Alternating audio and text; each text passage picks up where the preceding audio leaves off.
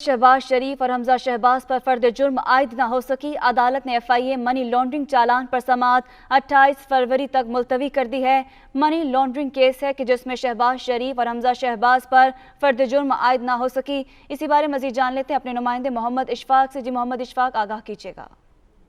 जी बिल्कुल, special central court में आज शहबाज शरीफ और हमजा शहबाज में दीगर मुलजमान के खिलाफ मनी लॉन्ड्रिंग केस की समाअत हुई और पूरी जमानत खत्म होने पर भी तमाम मुलजमान अदालत में पेश हुए और इस मौके पर सरकारी वकील ने कहा कि मुलजमान मौजूद हैं, इन पर फर्द जुर्म आयद की जाए।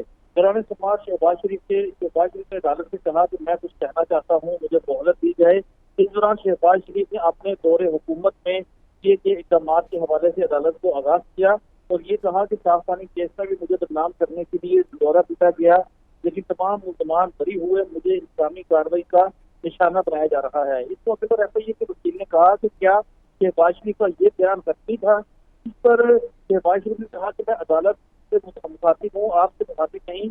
इस मौके पर अदालत ने कहा कि आप हमें ना सिखाएं कि हम अदालत से कैसे बात करें। इस दौरान अदालत की दुआ पर FIA के जी बहुत शुक्रिया मोहम्मद इशफाक, हमें अपडेट कर रहे थे।